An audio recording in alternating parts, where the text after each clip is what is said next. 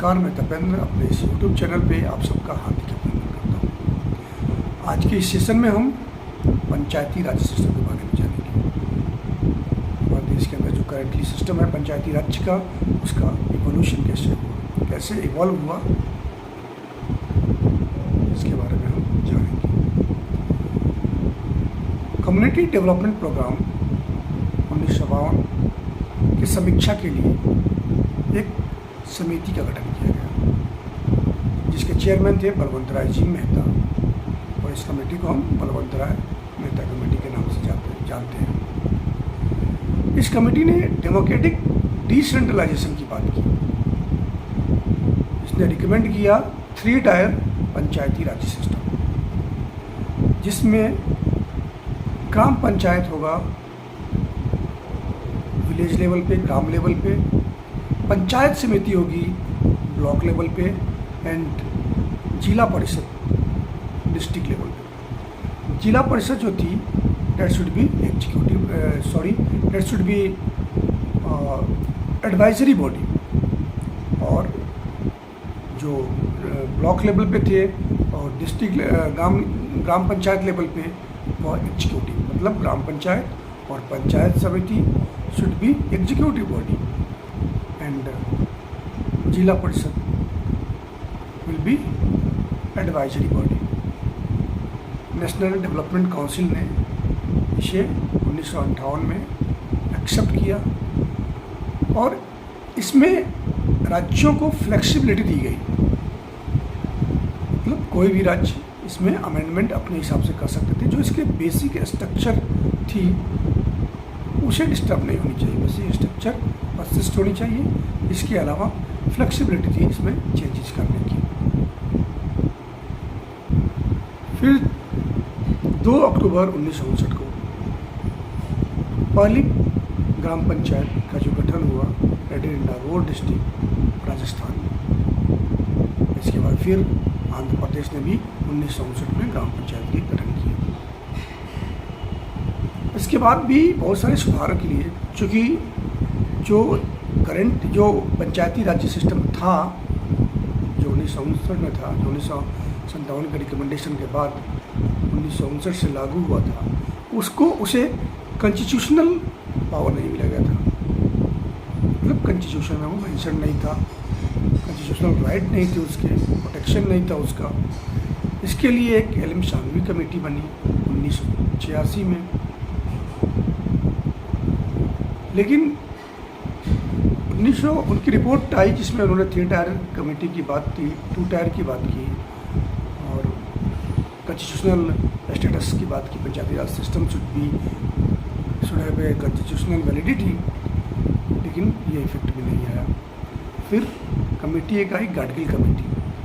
Gadgil committee ने constitutional amendment की जो रैपिड 1988 में गाडगिल कमेटी आई, और गाडगिल कमेटी ने अपने रिकमेंडेशन दिए, जिसमें उन्होंने जो पंचायती राज सिस्टम है उसे कॉन्स्टिट्यूशनल वैलिडिटी, कॉन्स्टिट्यूशनल पावर प्रदान करने की बात की।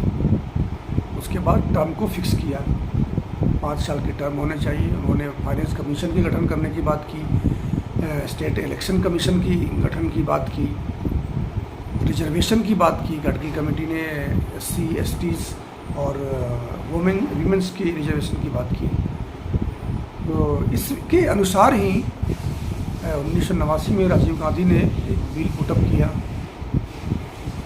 64th कॉन्स्टिट्यूशनल अमेंडमेंट, जो कि लोकसभा में पास हुआ, बट राज्यसभा में बिल पास नहीं हो सका।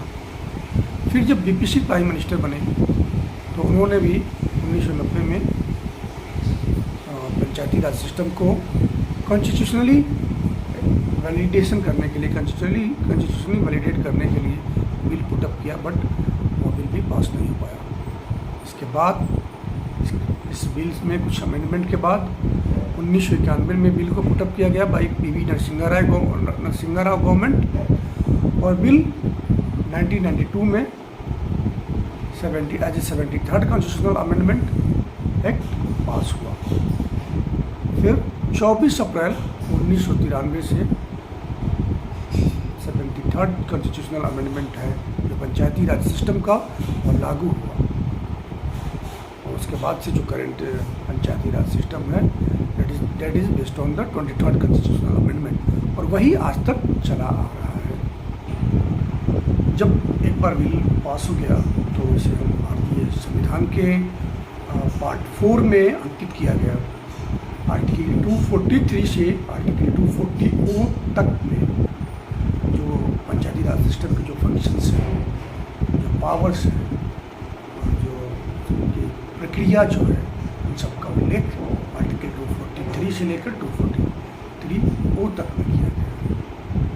इसके 11 शेड्यूल में भी जो 29 डिफरेंट फंक्शंस हैं पंचायती राज सिस्टम के, उसे 11 शेड्यूल में मेंशन किया गया है, और आर्टिकल 243G के अंदर भी मेंशन है।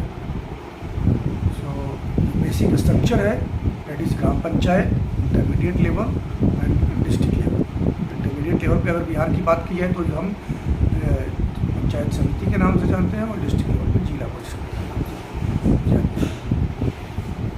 20 लाख से अगर कम की जनसंख्या है, किसी भी स्टेट्स का अगर पॉपुलेशन 20 लाख से कम है, तो उन्हें ये आज़ादी है उन्हें कि वो पंचायती राज की गठन करें या ना करें, depend on the states. 20 lakh से कम है, अगर 20 लाख से ज़्यादा है तो कंपलसरी है कि वहाँ पे पंचायती राज का गठन होनी चाहिए, एक्सेप्ट फ्यू स्टेट्स। कुछ स्टेट्स हैं जहाँ पे कंपलसरी नहीं है, पंचायती राज सिस्टम जहाँ पे नहीं है, लाइक जम्मू कश्मीर है, मेघालय है, मणिपुर के कुछ एरिया है, हिली एरियाज मणिपुर के हैं, दार्जिलिंग है, नागालैंड है, और जो 5th शेड्यूल्स में जो 10 राज्य हैं, जो 5th शेड्यूल के जो ट्राइबल्स एरियाज़ हैं वो शेड्यूल एरियाज़ हैं, जिसमें 10 स्टेट्स मेंशन है, लाइक आंध्र प्रदेश हो गया, महाराष्ट्र हो गया, उड़ीसा हो गया, छत्तीसगढ़ हो गया, मध्य प्रदेश हो गया, गुजरात हो गया, महाराष्ट्र हो गया, तेलंगाना हो गया। तो ये जो 10 स्टेट्स हैं जहाँ पे इनके ट्राइबल एरिया और शेड्यूल एरियाज़ में भी पंचायती राज सिस्टम लागू नहीं है। हालांकि जो शेड्यूल 5 के शेड्यूल एरियाज़ हैं उनके लिए एक अलग से पेशा एक्ट 1996 आया, जिसके तहत एरिया में भी पंचायती राज सिस्टम को लागू किया जा सकता है इस एक्ट के तहत। फिर रिजर्वेशन की बात की गई है, अलग एक पर्टिकुलर आर्टिकल है रिजर्वेशन के लिए। शेड्यूल कास्ट और शेड्यूल ट्राइब की रिजर्वेशन की बात की है, उनके पर्टिकुलर पंचायत में जो उनकी पॉपुलेशन होगी उसके परसेंटेज के हिसाब से वहाँ पर रिजर्वेशन दी जाएगी। वीमेन की रिजर्वेशन की बात की गई है, नॉट लेस देन 1/3 मेंशनड है किसी भी पर्टिकुलर पंचायत में, नॉट लेस देन 1/3 रिजर्वेशन की बात की गई है। और स्टेट्स को जो प्रिविलेज दी गई है, it is depend on state कि अगर वह चाहती है तो अदर बैकवर्ड क्लासेस के लिए भी पंचायती राज सिस्टम में रिजर्वेशन की प्रदान की जा सकती है। तो this was the basic ideas about the Panchayati Raj system. Next session में हम जो पर्टिकुलर जो आर्टिकल्स हैं जिसमें हम स्टेट फाइनेंस कमीशन के बारे में बात की गई है, पर्टिकुलर रिजर्वेशन की बात की गई है, और वेरियस फंक्शन जो पावर्स हैं, वेरियस 29 जो फंक्शंस हैं आर्टिकल 243G में, उसके बारे में हम बात करेंगे। तब तक के लिए जय हिंद, जय भारत, जय बिहार। मिलते हैं दोस्तों आपसे नेक्स्ट क्लास में।